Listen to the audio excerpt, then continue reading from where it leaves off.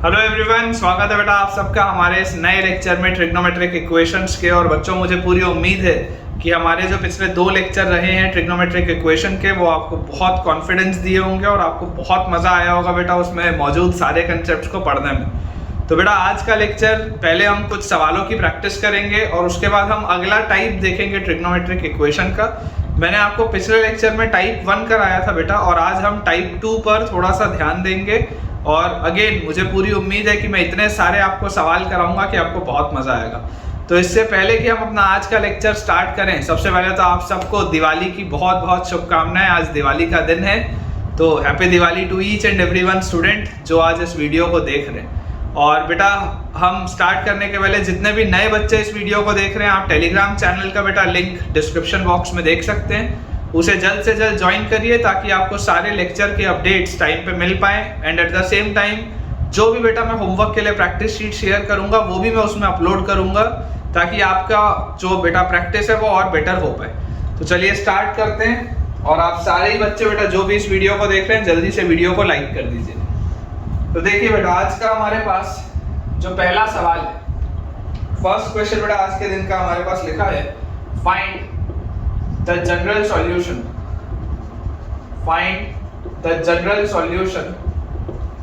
of the trigonometric equation find the general solution of the trigonometric equation 5 tan raised to the power 4x minus sec raised to the power 4x is equal to 29। ठीक है, 5 tan raised to the power 4x minus sec raise to the power 4x is equal to 29। बेटा ये अपने पास सवाल है। देखिए approach बेटा समझ के चलिएगा।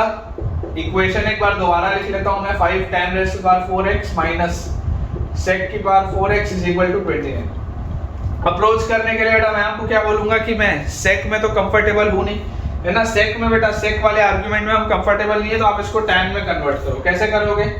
5 tan raise to the power 4x minus, आप इसको बेटा sec स्क्वायर x का स्क्वायर लिख सकते हैं, sec स्क्वायर x का स्क्वायर लिख सकते हैं। तो sec स्क्वायर x क्या होता है? sec square minus tan square 1 होता है, तो sec square is 1 plus tan square x।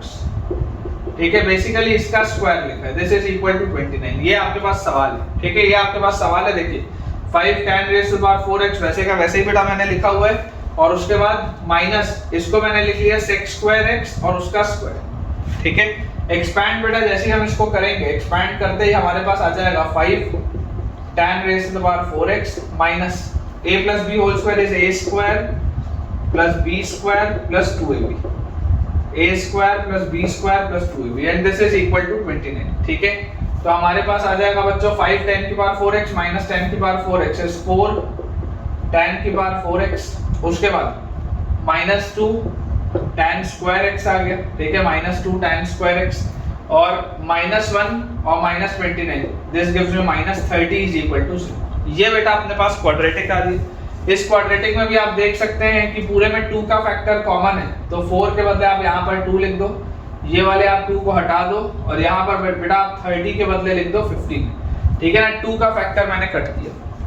Factorise अगर मैं करूंगा तो 2 × -15 -30 दिख रहा है, तो इसको मैं लिख सकता हूँ 2 tan की power 4x minus 6 tan square x plus 5 tan square x।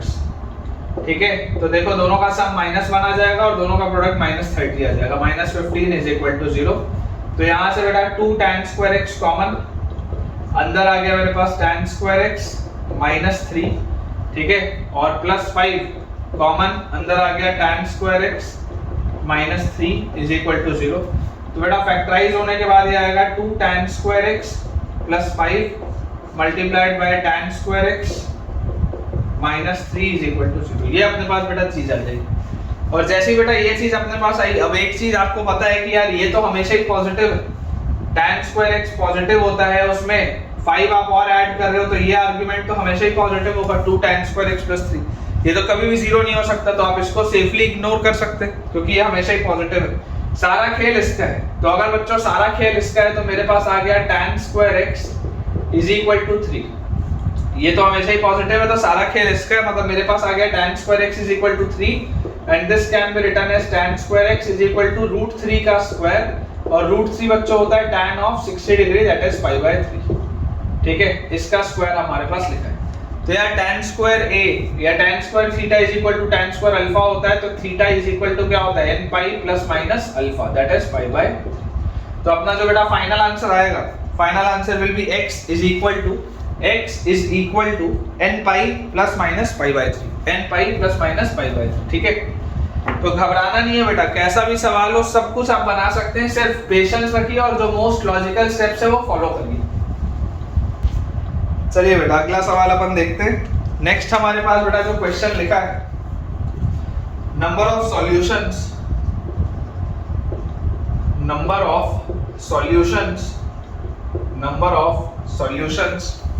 Of the equation, थोड़ा ध्यान से देखेंगे बेटा इक्वेशन का, इसमें आपको कुछ सीखने को मिलेगा, स्टार लगा लेंगे, इसमें आपको एक चीज सीखने को मिलेगी। Number of solutions of the equation tan 3x minus tan 2x minus tan x is equal to 0. tan 3x minus tan 2x minus tan x is equal to 0 in close bracket 0 से 2 pi is dash. In close bracket 0 से 2 pi is dash. Options बच्चों मैं आपको दे देता हूँ। First option है हमारे पास 3, second option है 5, थर्ड ऑप्शन है बेटा आपके पास 7 और फोर्थ ऑप्शन हमारे पास दिया हुआ है more than 7। Fourth option is more than 7। ये बेटा अपने पास 4 ऑप्शंस दिए हैं, ठीक है। इसमें मैं आपको एक इंपॉर्टेंट कंसेप्ट सिखाना चाहता हूँ। सबसे पहले इस इक्वेशन को बेटा देखिए, जो आपको दिया हुआ इक्वेशन हमारे पास दिया है tan 3x minus tan 2x minus tan x is equal to 0. tan 3x minus tan 2x minus tan x is equal to 0. हम ऐसा करते हैं, हम ऐसा लिख लेते हैं tan 3x is equal to tan 2x plus tan x, ऐसा लिख सकते हैं क्या? tan 3x is equal to tan 2x plus tan x। और बेटा जैसे ही हम ये चीज लिखेंगे तो यहाँ से बेटा ये देखो, आप 3x को लिख सकते हो tan of x plus 2x, ठीक है। 3x को आप लिख सकते हो x plus 2x, this is equal to tan 2x plus tan x। तो tan of a plus b क्या होता है? tan of a plus b is tan a plus tan b upon 1 minus tan a tan b। tan of a plus b is tan a minus tan of a plus b is tan a plus tan b by 1 minus tan a tan b। this is equal to tan 2x plus tan x, ठीक है। इसकी value आ जा रही है बच्चों हमारे पास tan 2x plus tan x, ठीक है। अब जैसी बेटा ये चीज हमारे पास आई तो यार यहाँ से देखो मेरे पास बेटा क्या आ जाएगा, tan x plus tan 2x। अगर आप इसको बेटा कट कर देते, मान लो अगर आप इस फैक्टर को कट कर देते हो आपस में, तो यहाँ से आपके पास आ जाएगा tan x plus tan 2x, या तो 0 होगा, एक फैक्टर ये आ जाएगा। अगर आप इसको मान लो एक साइड ले आते, कॉमन लेते, सॉल्व करते, तो एक फैक्टर ये आता tan x plus tan 2x is equal to 0। और दूसरा फैक्टर क्या आता बेटा मेरे पास, दूसरा फैक्टर क्या आ जाता, tan x plus tan 2x 0 आ गया, दूसरा फैक्टर आ जाता 1 minus tan x into tan 2x, 1 minus tan x into tan 2x, ठीक है। 1 minus tan x into tan 2x, इसकी वैल्यू बच्चों आ जाती 1। तो यहाँ से आपके पास आ जाता tan x into tan 2x is equal to 0। एक हमारे पास रिलेशन ये आ जाता और एक रिलेशन बेटा आपके पास ये आ जाता, ठीक है। या तो ये वाली चीज हो रही होती या तो ये वाली चीज हो रही होती। अब देखो बेटा, अगर इनका प्रोडक्ट 0 आ रहा है तो दोनों में से कोई एक तो 0 होगा 100%, ठीक है। अगर इनका प्रोडक्ट बेटा 0 आ रहा है तो दोनों में से कोई एक 0 होगा। और अगर ये वाली चीज 0 हुई कि tan x plus tan 2x 0 है, तो अगर बेटा tan x plus tan 2x 0 है, मतलब tan 3x भी 0 हो जाएगा, मतलब इसका क्या है, tan 3x भी 0 हो जाएगा। मैं बेटा आपको जो चीज सिखाना चाहता हूँ, मैं आपको बच्चों जो चीज सिखाना चाहता हूँ, बेसिकली वो चीज ये है कि हम एक चीज पढ़ के आए हैं, tan 3x minus tan 2x minus tan x जो होता है, tan 3x minus tan 2x minus tan x जो होता है, this is basically equal to tan 3x into tan 2x into tan x। ये चीज मैं आपको सिखाना चाहता हूँ। ये एक रिलेशन होता है बेटा जो अक्सर बच्चों को नहीं पता होता, लेकिन पता होना चाहिए। देखो आप इसको बेटा कैसे प्रूव कर सकते हो, अगर हम लिख लें tan 3x और minus tan 3x into tan 2x into tan x is equal to, इस दोनों को उधर ले जाते हैं तो this will be tan 2x plus tan x, ये आ जाएगा मेरे पास। और यहाँ से बेटा देखो, अगर मैं tan 3x कॉमन लूं तो अंदर आ जाएगा 1 minus tan 2x into tan x. This will be equal to tan 2x plus tan x, ये आ जाएगा। और यहाँ से बेटा आप देख लो tan 3x will be equal to tan 2x या tan x plus tan 2x upon 1 minus tan x into tan 2x। ये वही रिलेशन आ गया बेटा जो यहाँ पे मैंने लिखा था, देख लो वही रिलेशन तो आ गया। tan 3x का एक्सपेंशन यही तो हमने किया था, tan x plus tan 2x by 1 minus tan x tan 2x, वही चीज तो आ गई। तो ये जो मैं बेटा आपको करके दिखा रहा हूँ, ये मैं आपको जो करके बेटा दिखा रहा हूँ वो मैं आपको इंपॉर्टेंट चीज ये सिखाना चाहता हूँ, है ना। आप में से हो सकता है कुछ बच्चों को, आप में से बेटा हो सकता है कुछ बच्चों को प्लेन ट्रिग्नोमेट्री में ये चीज पता हो, लेकिन अगर आपको ना भी पता हो तो बेटा आपको ये चीज याद रखनी है ना, आपको ये चीज याद रखनी है। तो देखिए इसको बेटा अपन जल्दी से थोड़ा सा क्लियर कर लेते हैं और मैं आपको समझाता हूँ कि मैं बोलना क्या चाह रहा हूँ। तो अगर मेरे पास इक्वेशन बेटा लिखा हुआ है, अगर मेरे पास इक्वेशन लिखा हुआ है कि tan 3x minus tan 2x minus tan x is equal to 0, then this implies tan x into tan 2x into tan 3x, इनका प्रोडक्ट भी क्या होगा, 0 होगा, क्योंकि बेसिकली ये दोनों सेम है, बेसिकली ये दोनों सेम है, तभी तो ऐसा एक रिलेशन आया which is always true। अगर सेम नहीं होता तो ऐसा रिलेशन थोड़ा ना आता, अगर बच्चों ये सेम नहीं होता तो ऐसा रिलेशन थोड़ा ना आता which is always true, ठीक है। तो इंपॉर्टेंट चीज बेटा जो थी वो मैंने आपको समझा दी है, इसको मैं क्लियर कर लेता हूँ ताकि अपन सवाल को अब सॉल्व कर पाए, ठीक है। काम की चीज बेटा मैंने आपको बता दी, काम की चीज क्या है कि tan 3x minus tan 2x minus tan x is as good as tan x into tan 2x into tan 3x। अब जैसी बेटा ये चीज मेरे पास आई तो अगर इसकी वैल्यू 0 है तो इनका प्रोडक्ट भी 0 होगा। अब अगर इनका प्रोडक्ट 0 है दिस इंप्लाइज या तो tan x 0 होगा या tan 2x 0 होगा या tan 3x 0 होगा, ऐसा ही तो कुछ होगा, या ये वाली चीज होगी या ये होगा या ये होगा, इन तीनों में से कुछ एक 0 होना चाहिए मिनिमम। तो tan x की वैल्यू अगर 0 है तो आप इसको लिख सकते हैं क्या, tan 0, ठीक है। और x बराबर क्या आ जाएगा, n पाई प्लस माइनस तो लगाने n पाई प्लस अल्फा, तो n पाई प्लस में तो इसमें बेटा लगाने की कुछ जरूरत नहीं। यहाँ से आपके पास क्या आ जाएगा, 2x is equal to n pi, और यहाँ से आपके पास आ जाएगा 3x is equal to n pi. तो यार यहाँ से x की वैल्यू क्या आ गई, n पाई बाय 2, और यहाँ से x की वैल्यू क्या आ गई, n पाई बाय 3, और यहाँ से तो आपके पास x है ही n पाई। ये बेटा आपके पास x की बेसिकली वैल्यूज आई अलग अलग केसेस में, ठीक है।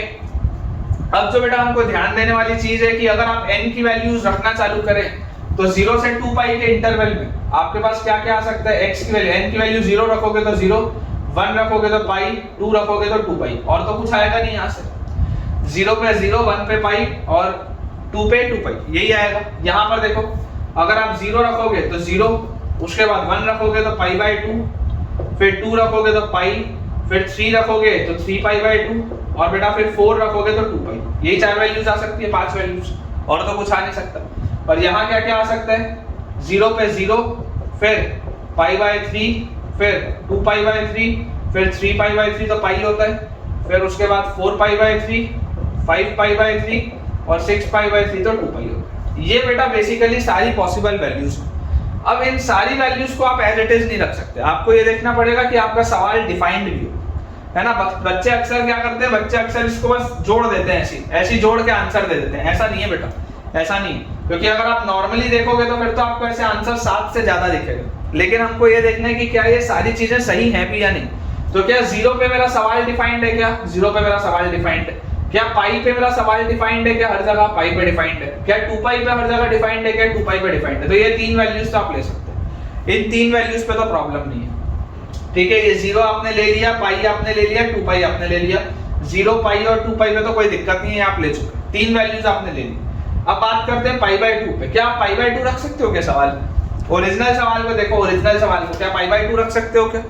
पाई बाय 2 में देखो यहाँ पे 3 पाई बाय 2 बनेगा, यहाँ पर पाई बाय 2 बनेगा। ये दोनों में प्रॉब्लम है, क्योंकि अगर आप बेटा tan का ग्राफ देखेंगे तो tan का ग्राफ कैसा होता है, tan का ग्राफ ऐसा होता है, this is the graph of tan। इस तरीके का बच्चों ये ग्राफ आता है इसका। तो अगर इस तरीके का हमारे पास ग्राफ आएगा तो यार मुझे तो दिखाई दे रहा है ना कि ये 0 है, ये पाई बाय 2 है, और उसके बाद ये पाई पर अगेन 0 है, लेकिन 3 पाई बाय 2 पर तो ये नॉट डिफाइंड हो रहा है। 3 पाई बाय 2 पर बच्चों ये नॉट डिफाइंड हो रहा है, पाई बाय 2 पर ये नॉट डिफाइंड हो रहा है। तो अगर आप पाई बाय 2 रखोगे यहाँ पर तो पाई बाय 2 रखने पर ये 3 पाई बाय 2 बनेगा और यहाँ पर पाई बाय 2 बनेगा, ये तो बेकार हो गया। पाई बाय 2 तो आप नहीं रख सकते। वैसे ही आप देखो 3 पाई बाय 2 रख सकते हो क्या? 3 पाई बाय 2 पे ये अनडिफाइंड हो जाएगा, 3 पाई बाय 2 पे ये 9 पाई बाय 2 आएगा, ये भी अनडिफाइंड हो जाएगा, तो ये तो आप नहीं रख सकते। पाई बाय 3 रख सकते हैं क्या? तो देखो पाई बाय 3 रखोगे तो कोई दिक्कत नहीं है, पाई बाय 3 चलेगा। 2 पाई बाय 3 रख सकते हैं क्या? 2 पाई बाय 3 रखोगे तब भी कोई दिक्कत नहीं है, चलेगा। 4 पाई बाय 3 रख सकते हैं क्या? 4 पाई बाय 3 अगर रखोगे तब भी कोई दिक्कत नहीं है, चलेगा। 5 पाई बाय 3 रख सकते हैं क्या? 5 पाई बाय 3, 5 पाई बाय 3 में भी कोई दिक्कत नहीं। तो टोटल नंबर ऑफ वैल्यूज कितनी मिल रही है? ये 0 पाई 2 पाई, तो देखो 0 पाई 2 पाई तो तीनों में कॉमन है, तो 0 पाई 2 पाई तो हो ही गया, और उसके अलावा pi by 3, 2 pi by 3, 4 pi by 3, 5 pi by 3, total 7 values है बेटा। There are total 7 values. अक्सर इसमें बच्चे गलती क्या करते हैं, बच्चे पाई बाय 2 और 3 पाई बाय 2 को भी जोड़ के 9 आंसर दे देते हैं, व्हिच इज मोर देन 7। ठीक है, लेकिन बेटा वो गलत है, वो गलत है। हमारा आंसर विल बी 7। ठीक है, जो अपनी बेटा वैल्यू सेट आएंगी that will B 0 pi 2 pi, pi by 3, 2 pi by 3, 4 pi by 3 and 5 pi by 3। बेटा ये आपके पास वैल्यू सेट आ जाएगी। ठीक है, चलिए बोर्ड क्लियर करते हैं, अगले सवाल की तरफ आगे बढ़ते हैं। अब बेटा टाइप 1 हमने कर लिया है, अब बारी है टाइप 2 की। ठीक है, हमने टाइप 1 ऑफ ट्रिग्नोमेट्रिक इक्वेशन देख लिया, अब हम देखते हैं टाइप 2। टाइप 2 है solving the trigonometric equation, solving the trigonometric equation, solving the trigonometric equation by introducing an auxiliary argument, by introducing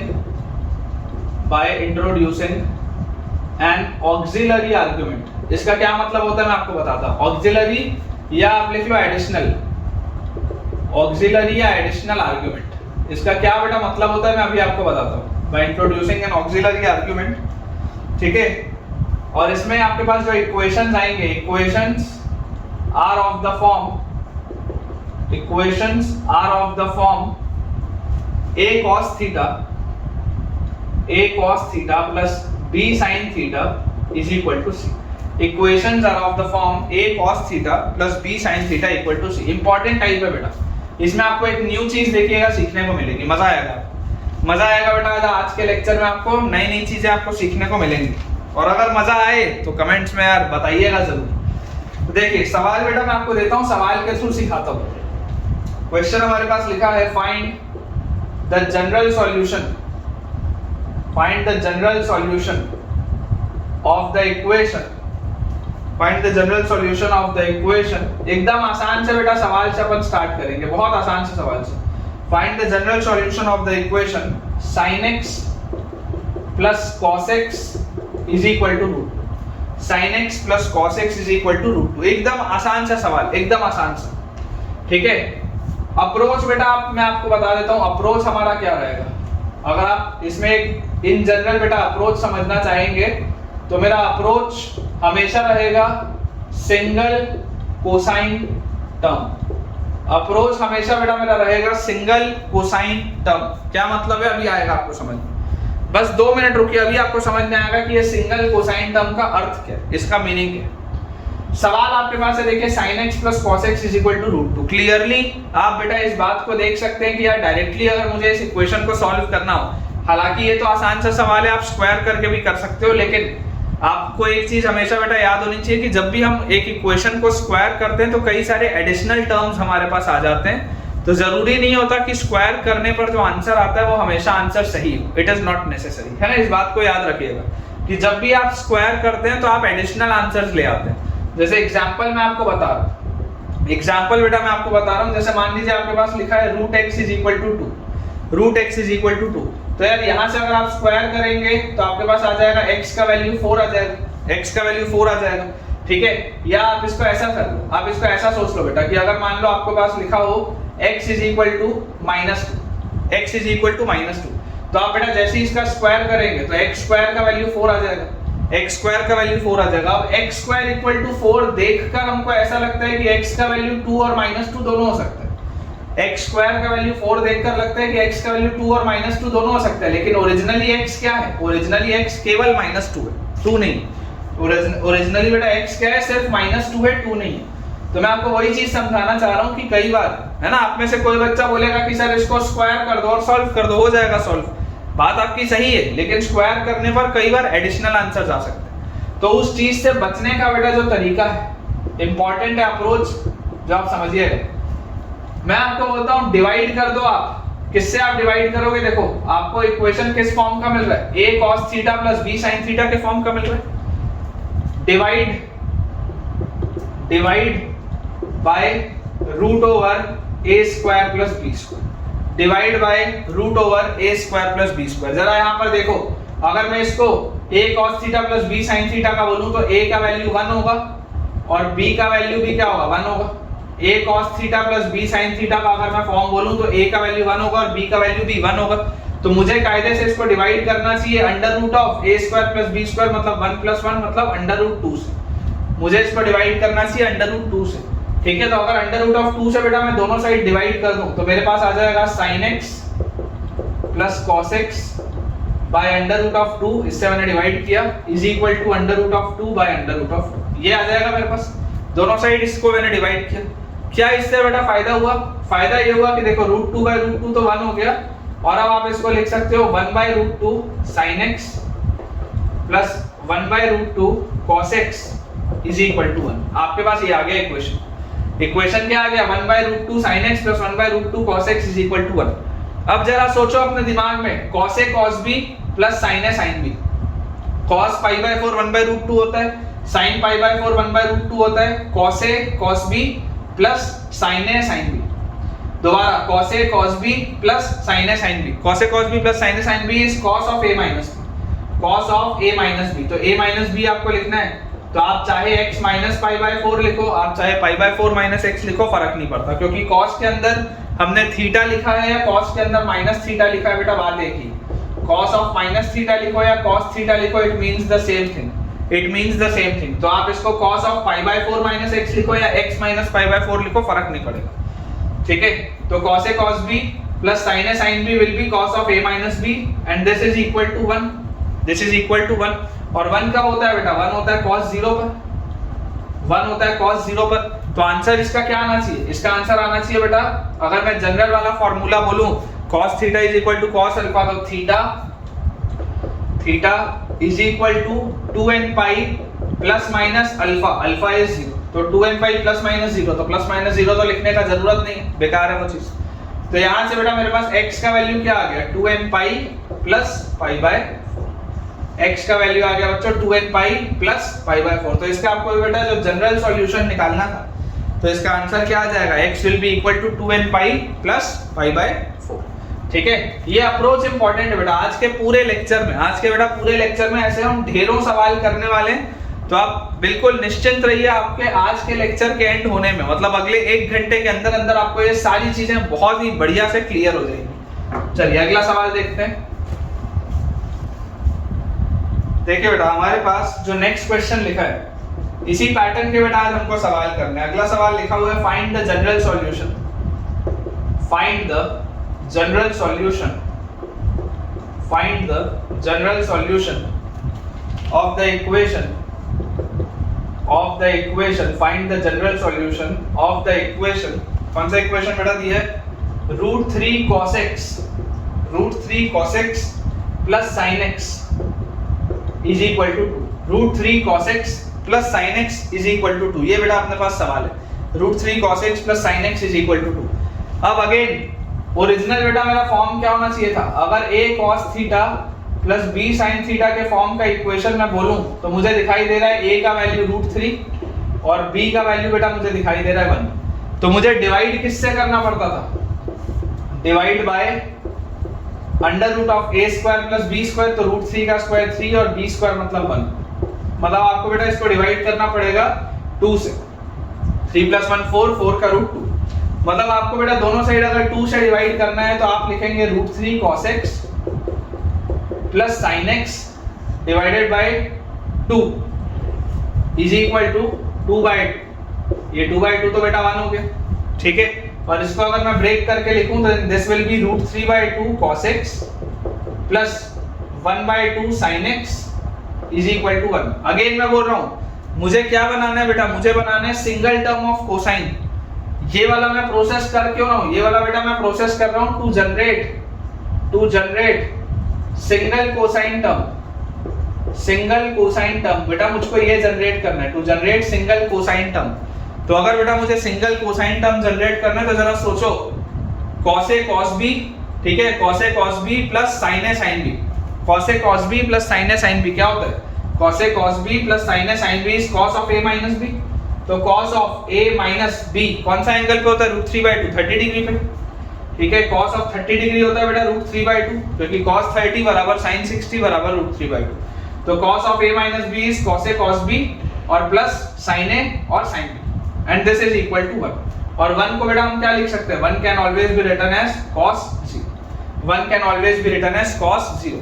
तो देखो cos थीटा बराबर cos अल्फा अगर हो तो theta is equal to 2n pi plus minus alpha होता है। cos theta बराबर cos alpha हो तो जनरल सॉल्यूशन क्या होता है, जनरल सॉल्यूशन होता है थीटा बराबर 2n pi plus minus alpha. तो यहां से आपके पास आ जाएगा थीटा बराबर 2n pi plus minus alpha क्या है 0। तो प्लस माइनस 0 तो बेटा लिखने की जरूरत नहीं है, इसको आप हटा सकते हैं यहां से। तो यहां से x का वैल्यू क्या आ गया 2n पाई प्लस π/6। n का बेटा वैल्यू आपके x का वैल्यू आ जाएगा 2n पाई प्लस π/6। आसान से सवाल, ठीक है ना। आपका कॉन्फिडेंस बेटा मैं इंक्रीज कराना चाहता हूं, बेसिक क्वेश्चंस हैं। प्रॉब्लम बेटा अक्सर बच्चों के साथ ये होती है कई सारे कोचिंग इंस्टीट्यूट्स में कि टीचर्स डे 1 पे हैवी सवाल देते हैं। क्या वो ये प्रूव करना चाहते हैं कि उनको बहुत कुछ आता है, तो वो उटपटांग से बहुत डिफिकल्ट से आपको सवाल डे 1 पे दे देते हैं और बच्चे का पूरा मोरल गिर जाता है। तो उससे ये होता है कि फिर अगर आपके पास कभी उस चैप्टर का आसान सवाल भी आएगा ना तो आपसे नहीं बनेगा। पर्पस हमारा क्या है बेटा, पहले हम आसान से चालू करें ताकि आपके कंसेप्ट्स क्लियर हो, आपके बेसिक्स क्लियर हो, आपका कॉन्फिडेंस इंक्रीज हो। और उसके बाद देखिएगा बेटा धीरे धीरे करके अगर मैं लेवल बढ़ाता भी जाऊंगा ना तो आपको आराम से सब कुछ बेटा समझ में आएगा, क्योंकि आपका माइंड उसके लिए रेडी हो चुका होगा। ठीक है, तो मेरा बेटा टीचिंग मेथोडोलॉजी तो यही है, मेरा पर्पस यही है कि आपको पहले कॉन्फिडेंस आए और उसके बाद फिर आप सारे के सारे सवाल खुद से बना पाए। तो इसका आंसर आ गया बेटा 2n पाई प्लस π/6। क्लियर करते हैं, अगला सवाल देखते हैं। चलिए नेक्स्ट बेटा अपने पास लिखा हुआ है सॉल्व, आसान सा सवाल है लेकिन गलती होती है। Solve sin x plus cos x is equal to π/2। Solve sin x plus cos x is equal to π/2। या आपसे मान लीजिए पूछा जाए find the number of solutions, find the number of solutions of the equation ये n 0 से 2 पाई, मान लो ये सवाल है। Find the number of solutions of the equation ये n 0 से 2 पाई। अब बच्चे इसमें पता है गलती करते हैं, बच्चे इसमें बेटा कई बार गलती करते हैं। बेटा आपको एक चीज पता होनी चाहिए, sin x की मैक्सिमम वैल्यू क्या है 1, cos x की मैक्सिमम वैल्यू क्या है 1।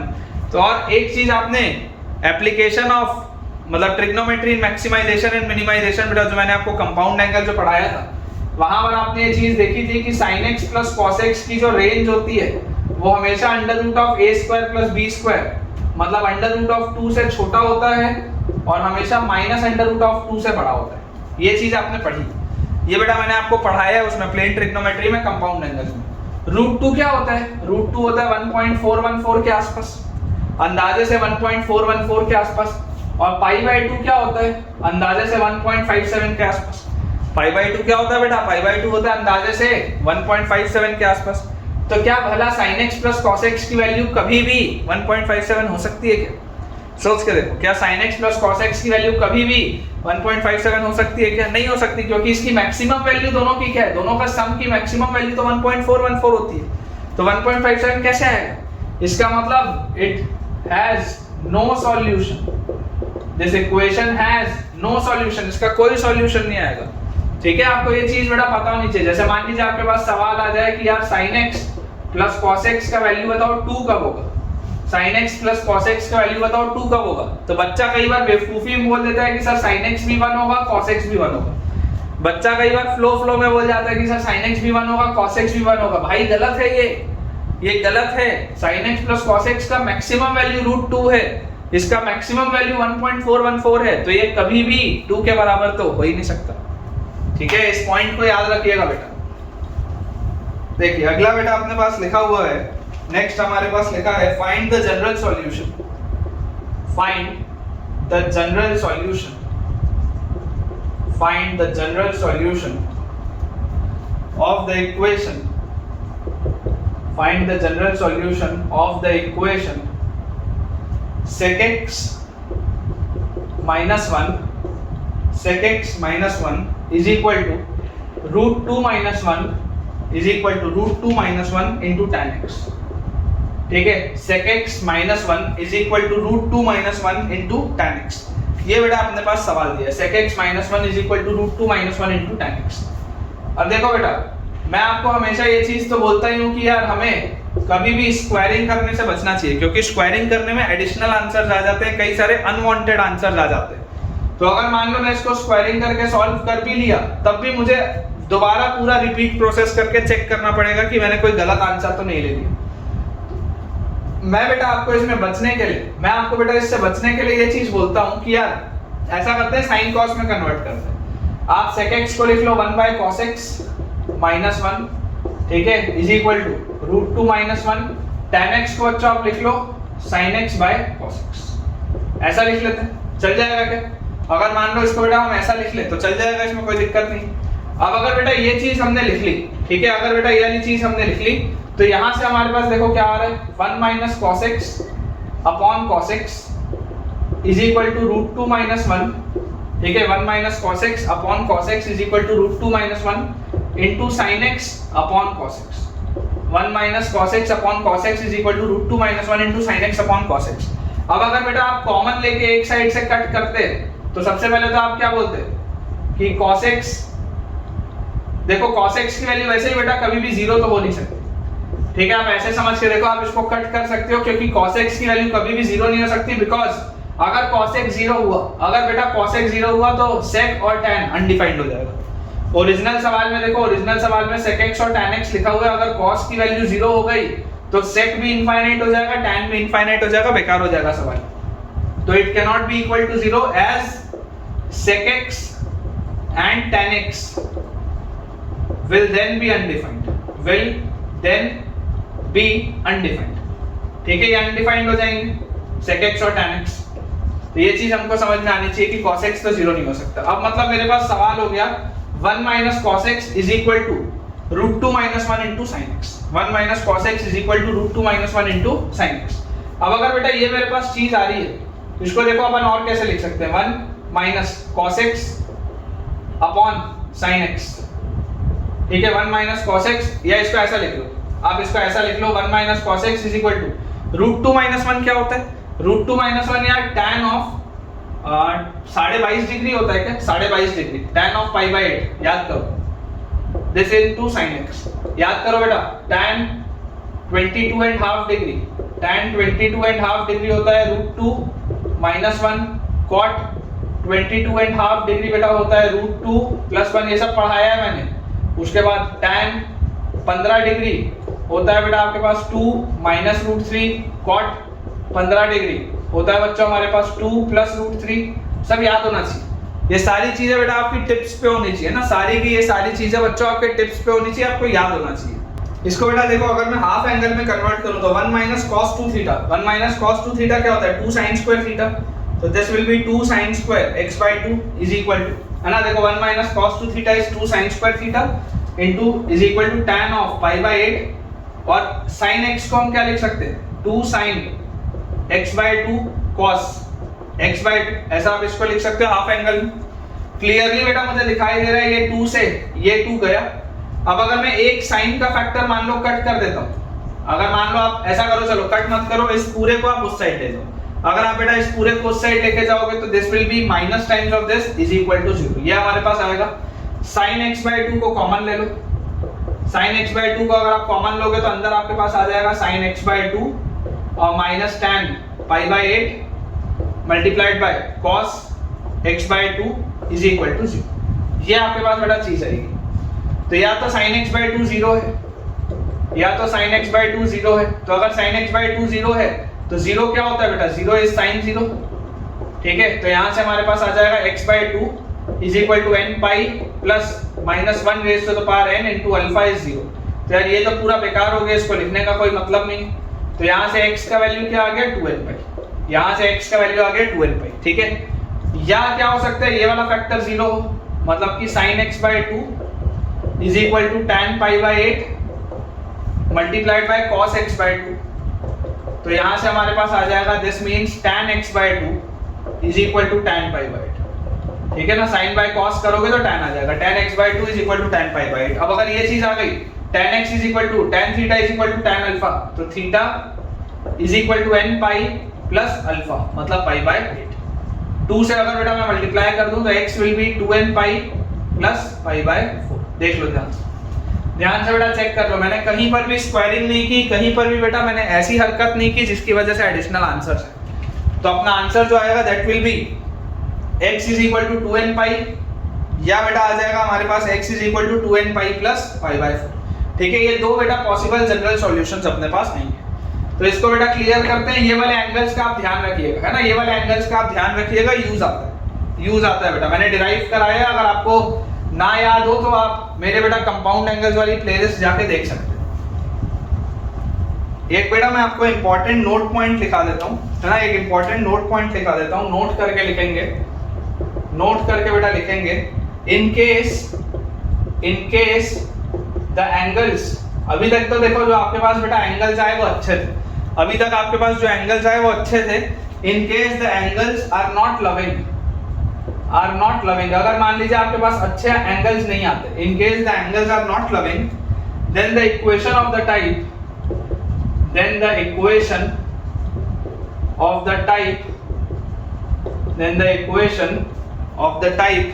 a cos theta plus b sin theta is equal to c, then the equation of the type a cos theta plus b sin theta equal to c can be solved by changing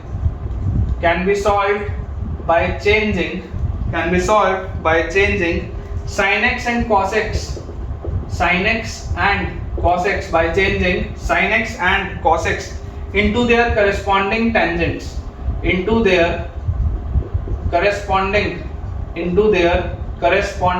tangents, ठीक है। ये आपको अभी सिखाता हूँ बेटा, ये वाली चीज मैं आपको अभी सिखाता हूँ। into their corresponding tangents of half the angle,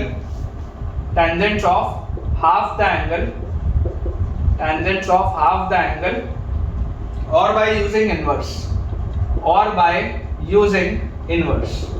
आप इसको बेटा एक बार नोट कर लीजिए। अभी जो अगला अपने पास सवाल आएगा उसमें मैं आपको सिखाता हूँ ये चीज कि मैं आपको बोलना क्या चाह रहा हूँ। अभी तक हमारे पास बेटा जो भी सवाल है उसमें सारों में अच्छे एंगल्स आ रहे थे कि पाई बाय 4 आ रहा है, कि पाई बाय 6 आ रहा है, कि पाई बाय 3 आ रहा है, लेकिन कई बार ऐसा होता है कि एंगल्स अच्छे नहीं आते। तो उसमें कैसे करते हैं मैं आपको अभी दिखाता हूँ, इसको आप नोट कर लीजिए। देखिए बेटा एग्जांपल के तौर पे मैं आपको अगर एक सवाल दूं, सवाल बेटा अगर मैं लिखूं कि find the general solution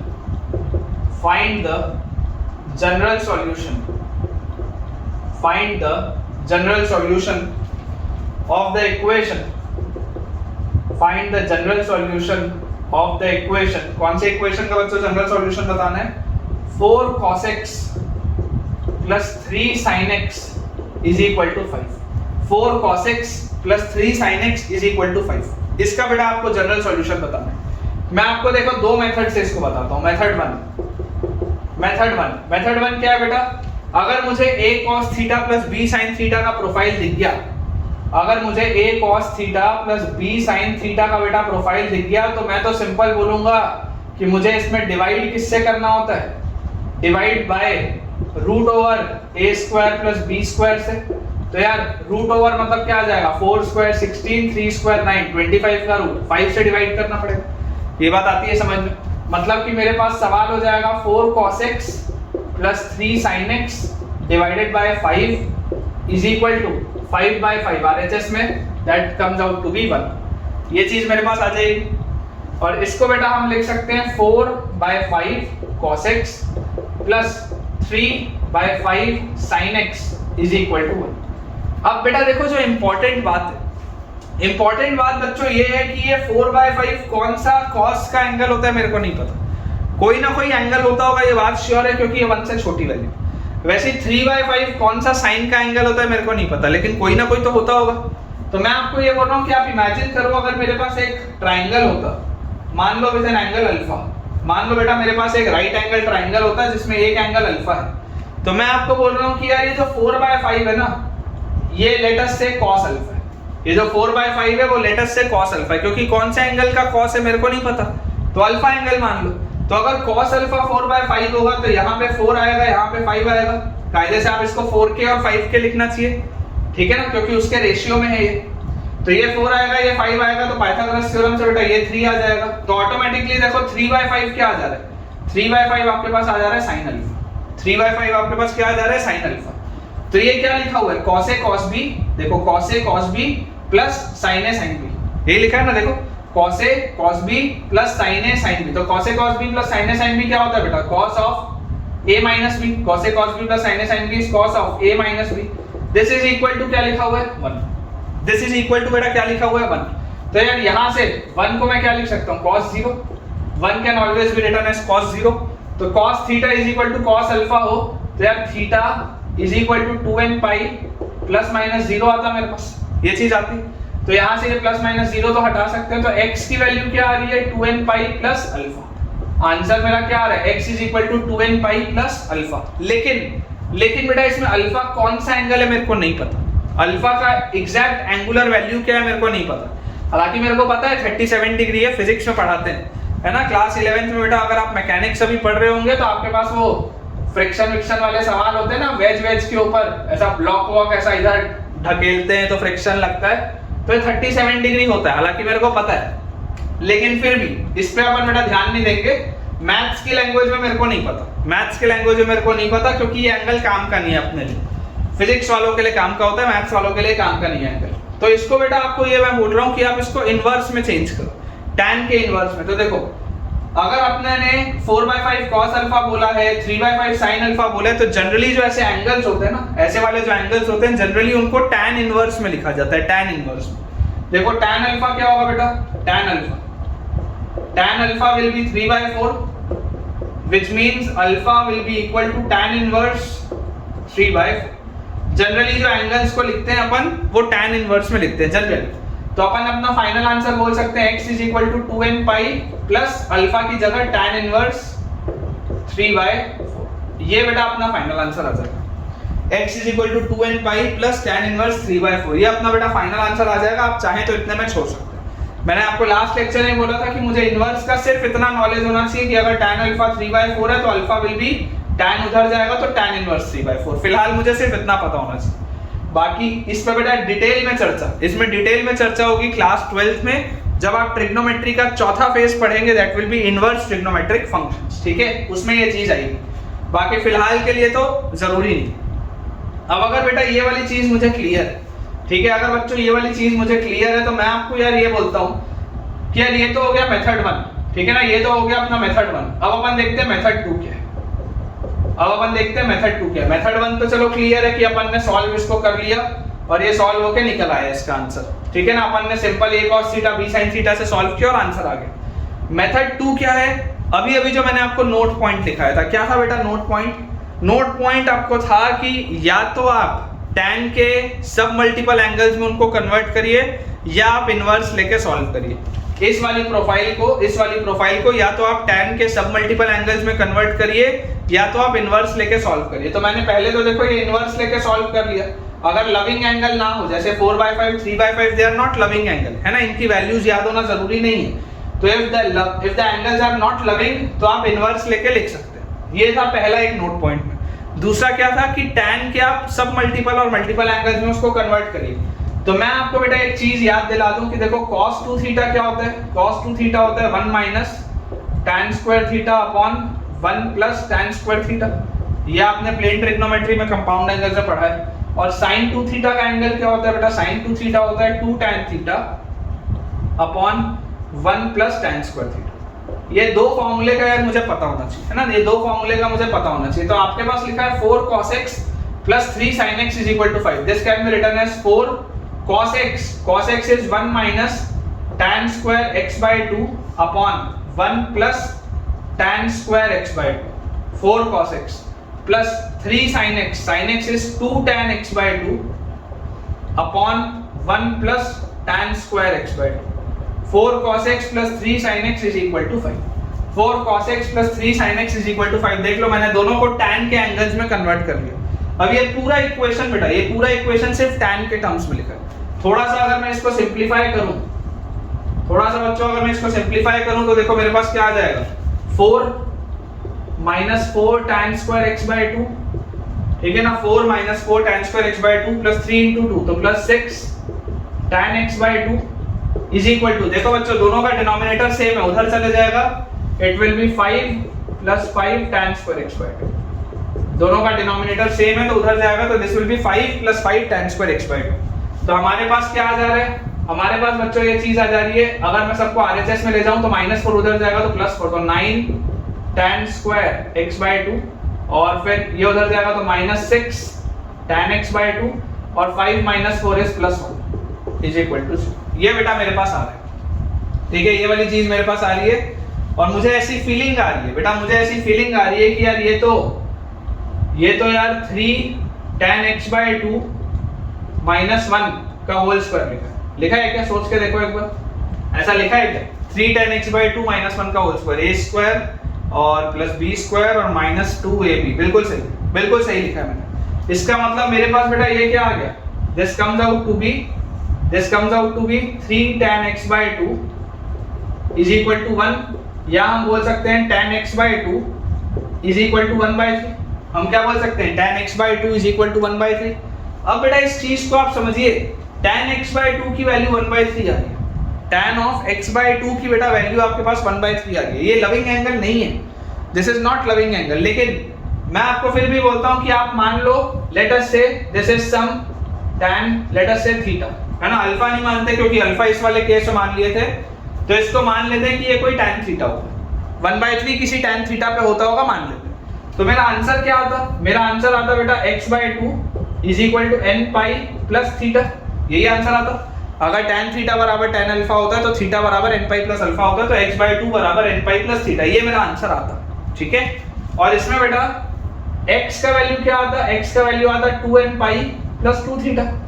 x का वैल्यू क्या आता, 2n पाई प्लस 2 थीटा। तो देखो बेटा, अगर ये 2n पाई प्लस 2 थीटा आपके पास आता तो ये 2 थीटा क्या होगा, 2 थीटा का तो वैल्यू नहीं पता मेरे को, मुझे थीटा का वैल्यू पता है। tan थीटा का वैल्यू 1/3 है, तो थीटा का वैल्यू tan इनवर्स 1/3। अगर tan थीटा का वैल्यू 1/3 है तो थीटा का वैल्यू tan इनवर्स 1/3 है। लेकिन यहाँ तो 2 थीटा लिखा है, 2 थीटा तो मेरे को नहीं पता क्या होगा, थीटा पता है पर 2 थीटा तो नहीं पता। तो मैं आपको ये बोलता हूँ कि यार अगर आपके पास देखो आंसर ये होना चाहिए, लेकिन यहाँ पर क्योंकि 2 थीटा लिखा है और मुझे थीटा पता था और सेम आंसर तो आ नहीं रहे। यहाँ पर tan इनवर्स 3/4 था, मेरे पास तो ट्वाइस ऑफ, अगर मैं इसको मान लो लिख भी दूं तो यहाँ आ जाएगा ट्वाइस ऑफ tan इनवर्स 1/3। मेरा आंसर तो ये आएगा 2n pi plus 2 times of theta के बदले tan इनवर्स 1/3, मेरा ये आंसर आएगा। आंसर तो ये था। तो दोनों को अगर मुझे सेम करना हो तो कैसे करूंगा, मैं आपको बेटा बोलूंगा कि देखो tan थीटा का वैल्यू 1/3 है, tan थीटा का वैल्यू 1/3 आपको दिया हुआ है। आप बच्चों tan 2 थीटा निकालो, tan 2 थीटा क्या होता है, tan 2 theta is 2 tan theta upon 1 minus tan square theta, 2 tan theta upon 1 minus tan square theta. तो ये आपके पास आ जाएगा 2/3 अपॉन 9 - 1 मतलब 8/9। 3 से ये 3 कटा, 2 से ये 8 कटा तो 4, ये देखो 3/4 आ रहा है। आप बेटा इसको सॉल्व करोगे 3/4 आ जाएगा। तो tan 2 थीटा का अगर वैल्यू 3/4 है तो 2 थीटा का वैल्यू क्या होगा, tan इनवर्स 3/4, ठीक है। अब ये सब बेटा देखो थोड़ा सा ये बेसिक सी चीजें हैं, हालांकि ये इनवर्स ट्रिग्नोमेट्री में भी आएगा क्लास 12 में, लेकिन बेसिक सी चीजें इसलिए मैं आपको बता देता हूं। आपको यहाँ पर 2 थीटा लिखना था तो या तो आप ट्वाइस ऑफ tan इनवर्स 1/3 लिख सकते हो, लेकिन फिर आप देखोगे कि यार ये तो tan इनवर्स 3/4 था, तो ये ट्वाइस ऑफ tan इनवर्स 1/3 क्यों है। तो मैं आपको बोल रहा हूँ कि अगर आपको एग्जैक्टली यही चीज लिखनी है तो आप 2 थीटा के लिए tan 2 थीटा निकाल लो, tan 2 थीटा का वैल्यू 3/4 आ गया, तो 2 थीटा का वैल्यू आ जाएगा tan इनवर्स 3/4, और tan इनवर्स 3/4 यहाँ पे आप डालोगे तो देखो सेम आंसर आ जाएगा। यहाँ पर बच्चों आप इसको देखो डालोगे तो आपके पास सेम आंसर आ जाएगा, वही चीज आ जाएगी, ठीक है। तो आप ये भी लिख सकते हो या इसके बदले ये डाल दोगे तो सेम आंसर आ जाएगा जो लिखना था। मतलब पॉइंट ये है कि मैं ट्वाइस ऑफ tan इनवर्स 1/3 बोलूं या मैं tan इनवर्स 3/4 बोलूं, इट मींस द सेम, ठीक है, this means the same. Twice of tan inverse 1/3 बोलूं या tan इनवर्स 3/4 बोलूं, इट मींस द सेम। ये सारी चीजें इनवर्स ट्रिग्नोमेट्री में आएगी, घबराने की जरूरत नहीं है, सारी की सारी चीजें इनवर्स ट्रिग्नोमेट्री में आएगी क्लास 12th में। ये बेसिक सी बेटा चीज थी, इसको इसलिए मैंने आपको यहाँ पर इसको ये बताया। थोड़ा भी इसमें अगर आपको डाउट होगा कि ये मैंने कैसे किया है, क्या किया है, तो एक बार आप रिवाइंड करके देखिए, अदरवाइज कमेंट्स में आप पूछ सकते हैं। अदरवाइज आप मेथड 2 सेफली इग्नोर कर दो, आप तो इस मेथड से आंसर निकाल चुके हो, ठीक है। चलिए अगला देखते हैं। देखिए बेटा अपने पास जो नेक्स्ट क्वेश्चन लिखा है दैट इज इंपॉर्टेंट सवाल है बेटा, स्टार लगा लेंगे, नया आपको कंसेप्ट मिलेगा सीखने को। Find the general solution, find the general solution, find the general solution of the equation बेटा हमारे पास लिखा है 1 plus sine cube x plus cos cube x is equal to 3/2 sine 2x। 1 plus sine cube x plus cos cube x is equal to 3/2 sine 2x। थोड़ा सा यार इसमें देखो बेटा दिमाग लगाना पड़ेगा, थोड़ा सा इसमें आपको बेटा दिमाग लगाना पड़ेगा। ऑब्जर्वेशन का खेल है ये, पूरा का पूरा बेटा ऑब्जर्वेशन का खेल है। याद करिए आपने बेटा क्लास 9th में बेटा आपने एक रिजल्ट पढ़ा है, a cube plus b cube plus c cube minus 3abc is equal to a plus b plus c into a square plus b square plus c square minus ab minus bc minus c। ये आपने बेटा result पढ़ा है, ठीक है, ये एक हमने रिजल्ट पढ़ा हुआ है क्लास 9th। मैं आपको बेटा ये चीज बोलता हूँ कि चलो ये तो कई बच्चों को पता होता है, इसके साथ ये वाली चीज के साथ क्या छेड़खानी होती है ये कईयों को नहीं पता। ये वाली बेटा जो चीज लिखी हुई है इसके साथ क्या छेड़खानी होती है कईयों को नहीं पता। देखो एक चीज समझो, मैं आपको पहले थोड़ा सा रिवाइज करा देता हूँ। हालांकि मुझसे जो बच्चा अगर कोई ऐसा होगा जो 9th से पढ़ रहा है तो उसको ये चीज पता होगी, है ना। मैं एक बार दोबारा लिख देता हूँ, if a cube plus b cube plus c cube is equal to 3abc। अगर बेटा a cube plus b cube plus c cube अगर 3abc के बराबर होता है देन या तो a plus b plus c 0 होता है, या तो a plus b plus c 0 होता है। और ये पता होता है बच्चों को, ये पता होता है, जो नहीं पता होता अब बता लूं। और a square plus b square plus c square minus ab minus bc minus ac is equal to 0 होता है, ठीक है, ये 0 होता है। थोड़ा इसको गौर दीजिएगा, मैं बोल रहा हूं 2 से मल्टीप्लाई कर दो, 2 से डिवाइड कर दो, कोई फर्क तो पड़ेगा नहीं। 2 से मल्टीप्लाई कर दो, 2 से डिवाइड कर दो, ठीक है। इसको आप लिखो, देखो ऊपर आपके पास क्या लिखा है, हाफ बाहर रखो, हाफ को ये बाहर रखो। ऊपर क्या लिखा हुआ है, 2a square plus 2b square plus 2c square minus ab minus 2ab minus 2bc minus 2ac।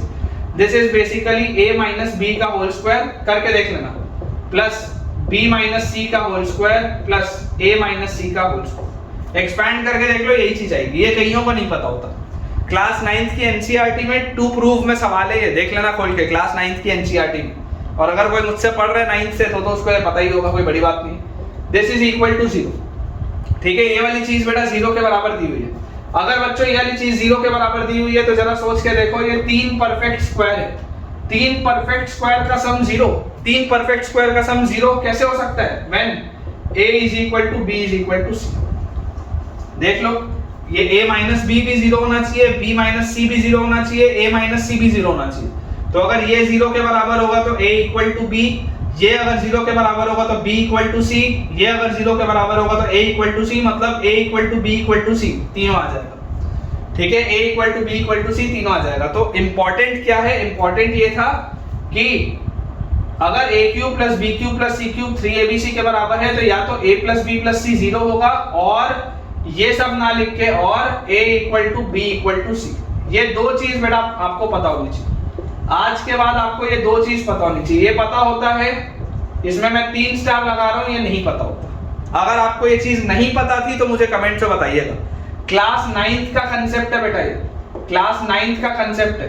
क्यों बेसिक्स मजबूत होने चाहिए इसीलिए मैं बता रहा हूँ। क्लास 9th का कंसेप्ट, ये वाला सवाल यहाँ करवाने के पीछे की वजह यही थी कि मुझे ऐसा लगा कि आपको हो सकता है ना पता हो। जितने भी बच्चे इस वीडियो को देख रहे हैं, अगर आपको ये वाली चीज नहीं पता थी ये वाली चीज जो मैंने की है, अगर आपको बेटा ये नहीं पता था, आप मुझे कमेंट में अभी तुरंत बेटा आप मुझे कमेंट में बताइए कि हाँ सर हमको ये a equal to B equal to C वाली चीज नहीं पता थी, तो उससे मुझे पता चल जाएगा कि यार तुम किस लेवल पे अभी हो और मुझे कौन कौन से बारीक पॉइंट्स हैं जो आपको बताने की जरूरत है ताकि आपका सिलेक्शन हम इंश्योर कर पाए। खैर ये बेटा जैसे ही हमने लिख लिया, इसको थोड़ा सा क्लियर कर लेते हैं, ठीक है, इसको अपन क्लियर कर लेते हैं। ये तो क्लास 9th की चीज है।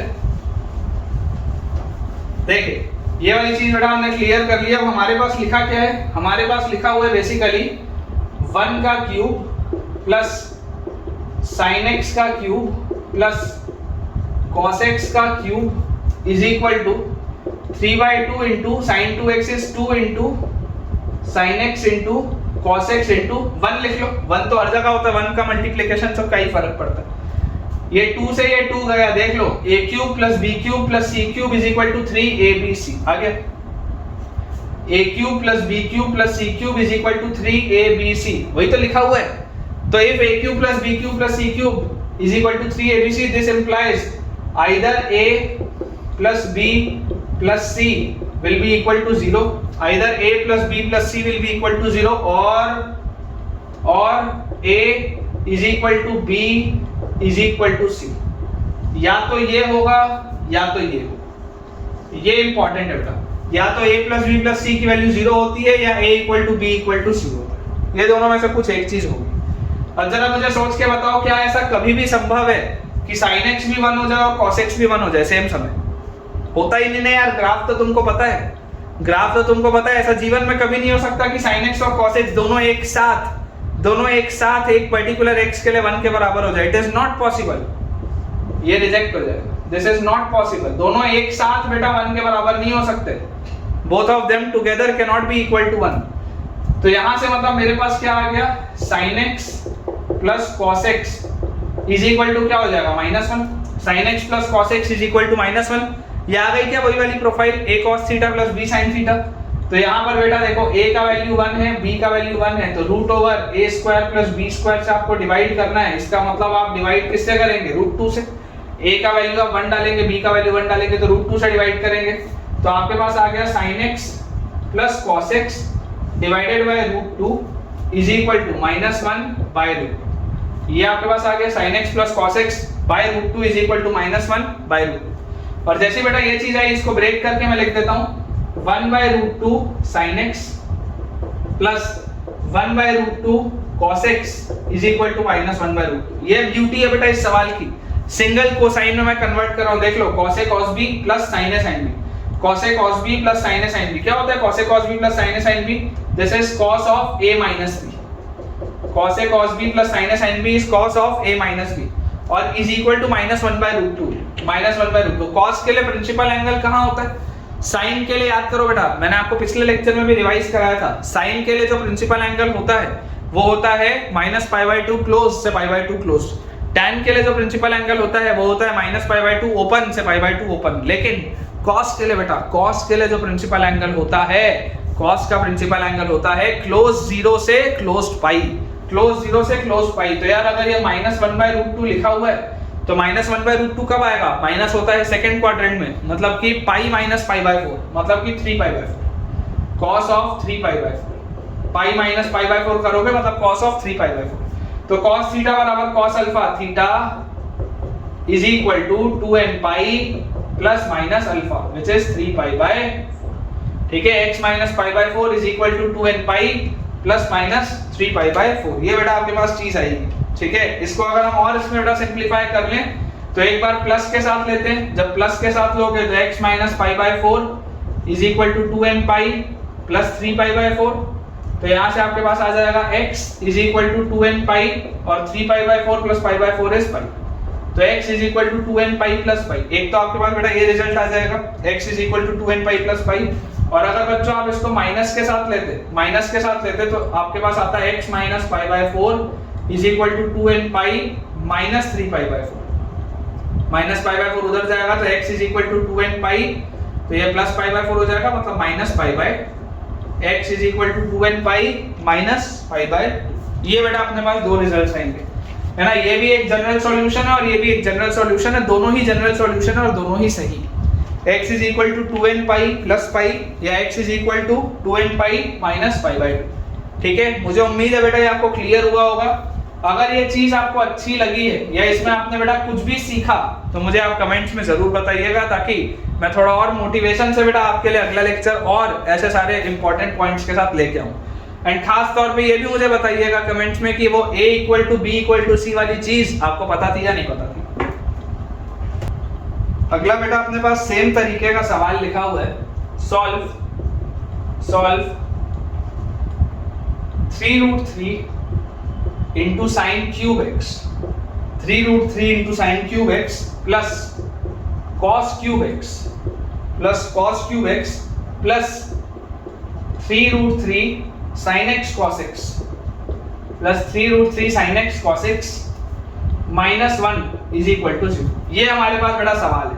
अब देखिए इस सवाल को देखकर एक बार बेटा वैसी वाली फीलिंग नहीं आती कि ये उसी प्रोफाइल का सवाल है, लेकिन मैं आपको बता दूं कि ये सेम प्रोफाइल का सवाल है। तो देखिए अप्रोच क्या होगा, सबसे पहले आप उसको उस प्रोफाइल में जमाओ।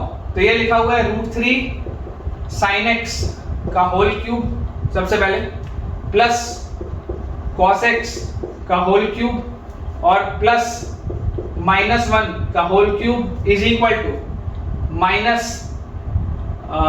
यहां पर आ जाएगा, ऐसा करो -3√3 into sine x cos x, ऐसा लिख लो। ठीक है, ऐसा आप लिख लो -3√3 साइन एक्स कॉस एक्स। और इसको बेटा अगर आप जमाओगे, इसको अगर बेटा आप ठीक से जमाओगे तो देखो ये क्या लिखा हुआ है, a³ plus b³ plus c³ is equal to ये 3a b और ये जो माइनस था इसको पीछे लिख लो c, ऐसा लिख लो। देख लो आप सेम प्रोफाइल में मैंने जमा दिया, a³ plus b³ plus c³ is equal to 3abc। और अगर a³ plus b³ plus c³ is equal to 3abc आ गया, इसका मतलब either a plus b plus c will be equal to 0 और a is equal to b is equal to c। ठीक है, तो जरा सोच के देखो, क्या ये वाली चीज कभी भी हो सकती है क्या? Is this possible? कभी नहीं हो सकता।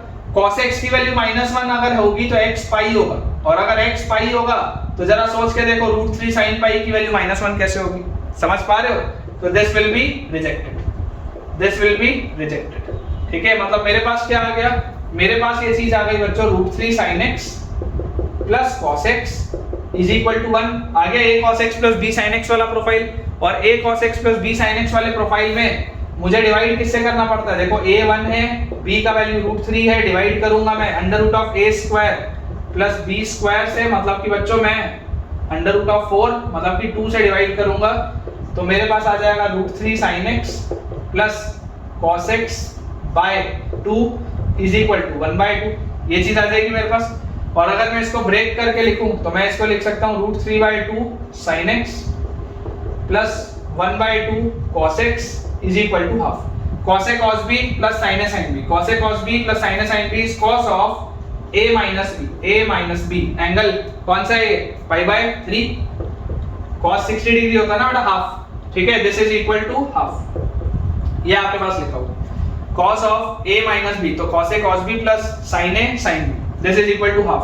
तो यहां से बच्चों आप इसको क्या लिख सकते हैं? This can be written as cos of x minus π/3 is equal to half. Half मतलब cos π/3, cos 60 होता है हाफ। तो यहां से बेटा cos थीटा बराबर cos अल्फा, तो theta is equal to 2n pi plus minus alpha is π/3। अगर हम बेटा प्लस वाले के साथ लें तो x minus π/3 will be equal to 2n pi plus π/3। तो यहां से हमारे पास आ जाएगा x is equal to 2n pi और π/3 और π/3 विल बी 2π/3। और अगर बेटा मैं इसको माइनस वाले के साथ लूं तो मेरे पास आ जाएगा x minus π/3 is equal to 2n pi minus π/3। Clearly minus π/3 से कटेगा, x विल बी 2n पाई। ये बेटा दो हमारे पास इसके आंसर आएंगे, आप देख लीजिए, ये दो हमारे पास इसके आंसर आएंगे। पहला जो अपने पास रिजल्ट आएगा that will be x is equal to 2n pi, और बेटा जो दूसरा रिजल्ट आएगा that will be x is equal to 2n pi plus 2π/3। ठीक है, मेरे हिसाब से तो यार मैंने इसको आपको बहुत डिटेल में इस कंसेप्ट को समझाया है। थोड़ा भी बेटा अगर आपको इस कंसेप्ट को समझने में तकलीफ आ रही होगी तो यार आप एक बार वीडियो रिवाइंड करके दोबारा जरूर से सुनिए, और अगर आपको सारी चीजें क्लियर हैं तो एक आप मुझे बेटा थम्स अप करके दिखा सकते हैं। देखिए बेटा नेक्स्ट हमारे पास क्वेश्चन लिखा है, अगेन स्टार लगा लेंगे, अच्छा सवाल है। इफ अल्फा एंड बीटा, आपने क्वाड्रेटिक इक्वेशन पढ़ाई है तो आपको ये बनना चाहिए। If alpha and beta are two distinct roots, if alpha and beta are two distinct roots of the equation a tan theta plus b sec theta, a tan theta plus b sec theta is equal to c, a tan theta plus b sec theta is equal to c, then find an expression in terms of a, b and c, then find an expression for tan of alpha plus beta। ये हमारे पास सवाल है। then find an expression for tan of alpha plus beta। ये बेटा अपने पास question दिया हुआ है कि अगर अल्फा और बीटा इसके डिस्टिंक्ट रूट्स हैं तो आपको बेटा एक एक्सप्रेशन बताना है tan of alpha plus beta का। देखिए tan of alpha plus beta होगा क्या? tan of alpha plus beta, tan of a plus b is tan a plus tan b upon 1 minus tan a tan b। tan of a plus b is tan a plus tan b upon 1 minus tan a tan b। ये बेटा अपने पास result होता है। जरा मुझे सोच के बताइएगा, एक इंपॉर्टेंट अप्रोच बेटा बता रहा हूँ, मैंने ये क्वाड्रेटिक इक्वेशन से ही पढ़ाया है ना, मैंने ये बेटा अप्रोच क्वाड्रेटिक इक्वेशन से ही पढ़ाया है, ध्यान से देखिएगा। अगर मेरे पास लिखा है a tan theta plus b sec theta is equal to c, मेरे पास लिखा हुआ है a tan theta plus b sec theta is equal to c, तो क्या इसको मैं ऐसा लिख सकता हूँ क्या कि a tan theta is equal to c minus b sec theta, ऐसा लिख सकते हैं क्या? b sec theta को उधर ले जाओ, b sec theta को बेटा आप उस साइड ले जाओ, तो आपके पास आ जाएगा a tan theta is equal to c minus b sec theta। अभी देखो इस इक्वेशन के ओरिजिनली इस इक्वेशन को सेटिस्फाई कर रहे थे अल्फा और बीटा, अल्फा और बीटा इसके दो डिस्टिंक्ट रूट हैं, तो ओरिजिनली इस इक्वेशन को मतलब अल्फा और बीटा सेटिस्फाई कर रहे थे, तो बेसिकली हो क्या रहा था? बेसिकली इसका मतलब था that we were keeping alpha and beta in place of theta. जहां पर हमको थीटा दिख रहा था वहां पर बेसिकली हम अल्फा और बीटा रख रहे थे। इसका अर्थ ये, ठीक है। अब जो बेटा मैं आपको चीजें करने बोल रहा हूँ बहुत ध्यान से समझिएगा। अगर आप स्क्वायर करो, इसमें भी कुछ बच्चों को डाउट आएगा कि सर आप स्क्वायर क्यों कर रहे हो, बच्चों को डाउट आएगा कि सर आप स्क्वायर क्यों कर रहे हो, स्क्वायर करने से तो एडिशनल आंसर आते हैं। तो एडिशनल आंसर आते हैं, मेरे को पता है, लेकिन मेरे को फर्क क्यों नहीं पड़ता? क्योंकि मुझे दो आंसर्स दिए हुए हैं अल्फा और बीटा, मुझे थीटा की दो वैल्यूज दी हुई है अल्फा और बीटा, और मुझे यूज भी उसी का, मुझे जो भी मैं एक्सप्रेशन बनाऊंगा उससे मुझे यूज भी उसी का है। तो अगर एडिशनल आंसर आ भी रहा होगा तो मेरे को फर्क नहीं पड़ता। मेरे को क्यों फर्क नहीं पड़ता? क्योंकि मुझे जो दो आंसर चाहिए वो भी तो होंगे भाई। देखो स्क्वायर करने में अगर एडिशनल आंसर आएगा तो ओरिजिनल आंसर भी रहेगा। ऐसा नहीं है कि स्क्वायर करने से सिर्फ मतलब आपके गलत आंसर्स ही आते हैं, ऐसा नहीं, ओरिजिनल आंसर भी आता है और ओरिजिनल आंसर के अलावा कुछ और आंसर्स भी होते हैं, तो लेकिन ओरिजिनल तो होते हैं। तो अपना काम तो ओरिजिनल आंसर से ही है, और अपने को ओरिजिनल आंसर दिया भी अल्फा बीटा, तो अपन उसी को यूज करेंगे आगे। जैसे आप स्क्वायर करोगे आपके पास आएगा a square tan square theta is equal to c minus b sec theta का होल स्क्वायर बेटा करोगे तो c square plus b square sec square theta और माइनस 2bc sec थीटा, ये आपके पास आ जाएगा। या ऐसा करते हैं, इसको आप ऐसे मत लिखो, इसको आप बेटा ऐसे मत लिखो, इसको थोड़ा सा चेंज करके लिखो, इससे फायदा नहीं होगा। फायदा किससे होगा मैं आपको बता रहा हूं। आप इसको लिखो b sec theta is equal to c minus a tan theta. आप ऐसा लिखो, मैं ऐसा क्यों अभी लिखाया हूं अभी तुमको 2 मिनट में बताता हूं। ऐसा लिखो और अब स्क्वायर करो बेटा, इससे फायदा होगा। क्या फायदा होगा? देखो आपके पास आएगा b square sec square theta is equal to c square plus a square tan square theta और माइनस 2ac tan थीटा, ये आपके पास आ जाएगा।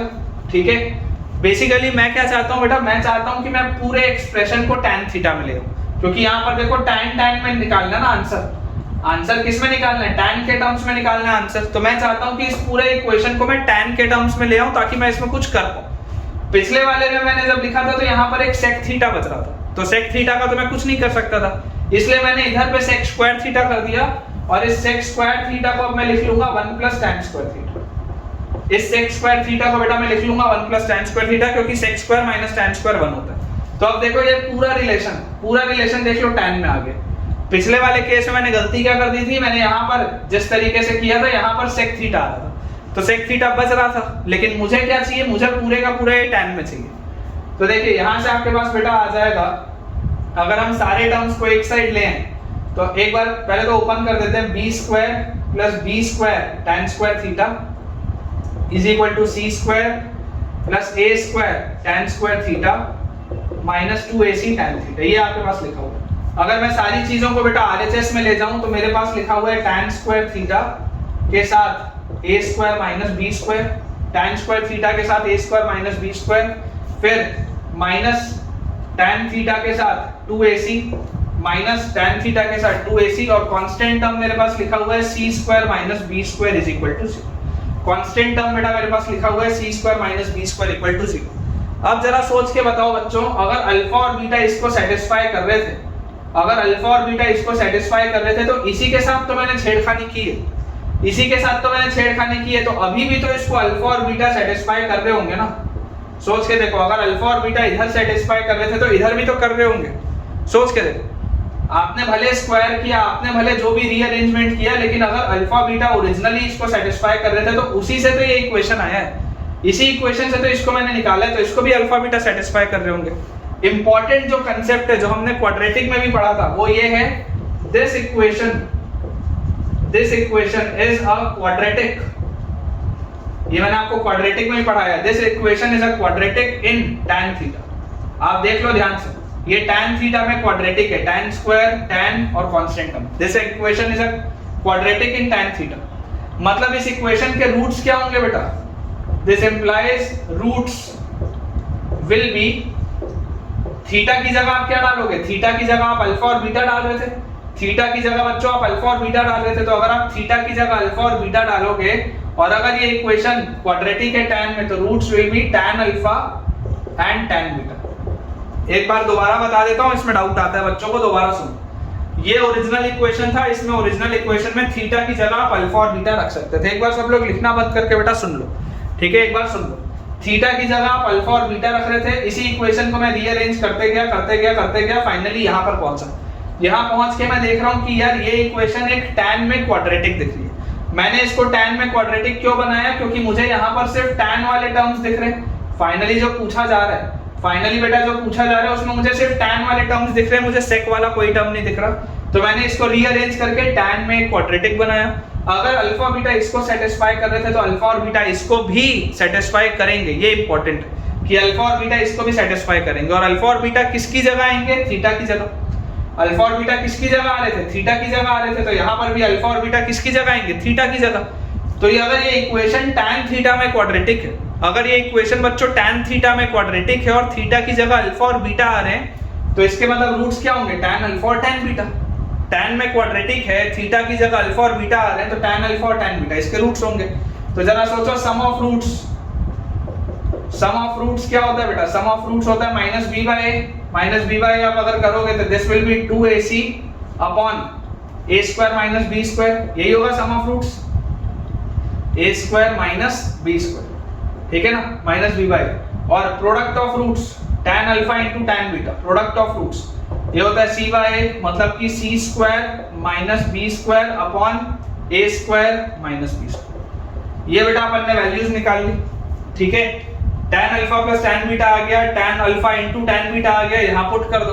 तो फाइनली मुझको निकालना क्या था, tan of alpha plus beta निकालना था। tan of alpha plus beta is tan alpha plus tan beta, मतलब कि 2ac upon a square minus b square upon 1 minus tan alpha tan beta. तो 1 minus tan alpha tan beta is c square minus b square upon a square minus b square. ये आपके पास आ रहा है, ठीक है। एलसीएम बेटा अगर नीचे लेंगे तो देखो आएगा 2ac upon a square minus b square. थोड़ा सा डायरेक्टली लिख रहा हूं, और माइनस अंदर जाएगा तो माइनस सी स्क्वायर माइनस और plus B square, minus C square plus B square, और नीचे जो A square minus B square common आएगा वो इस A square minus B square से कटेगा। थोड़ा सा डायरेक्टली किया हूं, देख लेना, ये वाला ए स्क्वायर माइनस बी स्क्वायर नीचे एलसीएम लेने के बाद जो A square minus B square आएगा उससे कटेगा और ये आपके पास बचेगा। यहाँ पर आप देख सकते हैं बेटा minus B square plus B square cut गया, final answer is 2ac upon A square minus C square.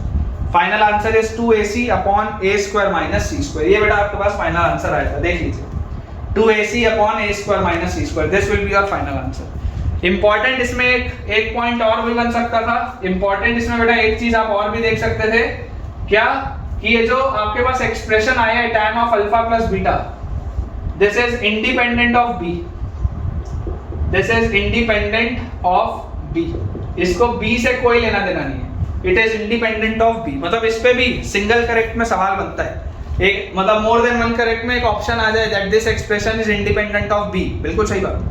देख लो 2ac by a square minus c square है, it is independent of b। चलिए एक आखिरी बेटा अपन सवाल करते हैं, फिर आज का लेक्चर एंड करेंगे। ठीक है बेटा, लास्ट क्वेश्चन देखते हैं। जो पिछला वाला सवाल था यार मुझे तो बहुत अच्छा लगा, आपको ये सवाल अच्छा लगा या नहीं लगा आप मुझे बताइएगा। सवाल है हमारे पास, if alpha and beta satisfy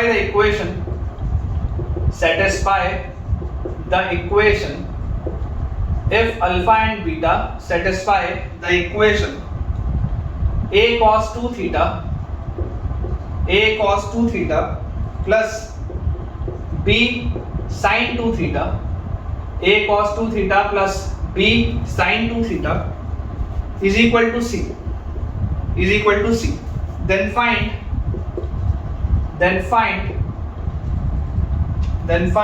cos square alpha plus cos square beta, then find cos square alpha plus cos square beta। ये बेटा अपने पास सवाल है, if alpha and beta satisfy the equation a cos 2 theta plus b sin 2 theta is equal to c, then find cos square alpha plus cos square beta। देखिए same तरीके का सवाल है बेटा, सेम तरीके का सवाल है।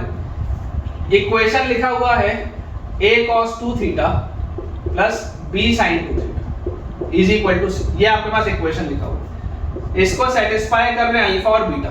अगर बेटा अल्फा और बीटा इसको सेटिस्फाई कर रहे हैं, इसका मतलब जरा मुझे आप सोच के बताइए कि अल्फा और बीटा किसकी जगह आ रहे होंगे, थीटा की जगह। ठीक है, इसको बेटा आप ऐसे लिख लो, b sin 2 theta is equal to c minus a cos 2 theta, b sin 2 theta is equal to c minus a cos 2 theta, ऐसा लिख लो, रीअरेंज कर लो और स्क्वायर करो, जैसे पिछले वाले बेटा अपन ने क्वेश्चन में किया, सेम स्टेप्स।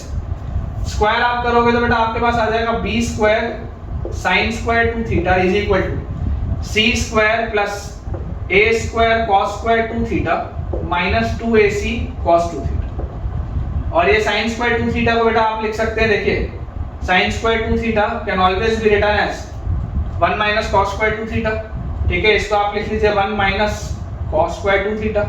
ठीक है, क्योंकि sin square x is 1 minus cos square x, तो यहाँ से आपके पास आ जाएगा बेटा क्या चीज, b square minus b square cos square 2 theta is equal to c square plus a square cos square 2 theta minus 2ac cos 2 theta. Rearrange बेटा अगर मैं करूंगा सारी चीजों को एक साइड लेके आऊंगा आरएचएस में, तो मेरे पास आएगा a square plus b square cos square 2 theta, a square plus b square cos square 2 theta minus 2ac cos 2 theta minus 2ac cos 2 theta और plus c square minus b square is equal to 0। सारी चीजों को बेटा मैं एक side ले आया हूं, ये चीज आ जाएगी। ठीक है, ये अब देखो बेटा ये एक्सप्रेशन किसमें, ये एक्सप्रेशन बेटा आपके पास किसमें आ रहा है, this expression is a quadratic in cos 2 theta, this is a quadratic in cos 2 theta. ये क्या है, cos 2 थीटा में एक क्वाड्रेटिक है, तो इसके रूट्स क्या होंगे बेटा, इसके रूट्स आपके पास आ जाएंगे cos 2 alpha and cos 2 beta. इसके रूट्स आपके पास आ जाएंगे cos 2 alpha and cos 2 beta, क्योंकि थीटा की जगह आप अल्फा और बीटा रखोगे तो रूट्स आ जाएंगे cos 2 alpha and cos 2 beta.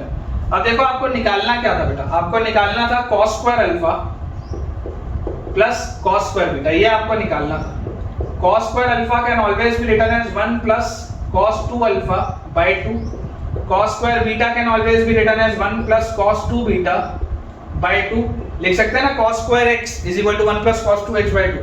1 by 2 और 1 by 2 1 हो गया प्लस हाफ इनटू अंदर लिखा है cos 2 alpha plus cos 2 beta. ये आपके पास अंदर लिखा हुआ, तो आंसर इज 1 प्लस 1 by 2 और ये क्या है सम ऑफ रूट्स, यही तो इसके रूट्स है बेटा, cos 2 alpha और cos 2 beta यही तो इसके रूट्स हैं. तो सम ऑफ रूट्स क्या होगा, sum of roots will minus b by a, मतलब कि 2ac upon a square plus b square, 2ac upon a square plus b square. ये 2 से बेटा 2 जाएगा, जैसे ही आप एलसीएम लेंगे answer will B a square plus b square plus ac upon a square plus b square, a square plus b square plus ac upon a square plus b square. देख लीजिए a square plus b square plus ac upon a square plus b square. ये बेटा आपके पास final answer आएगा. तो ठीक है बच्चों, इसके साथ हम अपने आज के लेक्चर के एंड पर पहुंच चुके हैं और मुझे पूरी उम्मीद है कि आपको आज का लेक्चर काफी अच्छे से समझ में आया होगा. और बेटा इसका जो भी बेटा लग रहा हो, ये वाला सवाल, लास्ट वाला सवाल, या जो भी मैंने आपको नए आज कंसेप्ट्स बताए, आपको ये कंसेप्ट्स पढ़ने के बाद आज कैसा लग रहा है आप मुझे कमेंट्स में बताइएगा, ताकि अगले लेक्चर में मैं इससे बेटर बेटा आपको लेक्चर डिलीवर कर पाऊँ, इससे बेटर मैं आपको कंसेप्ट्स दे पाऊँ. तो उसके लिए फीडबैक होना बहुत ज़रूरी है, तो आप मुझसे शेयर ज़रूर इस बात को करिएगा. जितने भी नए बच्चे हैं वो टेलीग्राम चैनल को ज्वाइन कर लीजिए जल्दी से जल्दी, ताकि आपको लेक्चर के सारे अपडेट समय पे मिल पाएँ. और अगर आपको आज का वीडियो पसंद आया है तो वीडियो को लाइक करना, चैनल को सब्सक्राइब करना और दोस्तों के साथ इस वीडियो के लिंक को शेयर करना बिल्कुल भी ना भूलें. Thank you.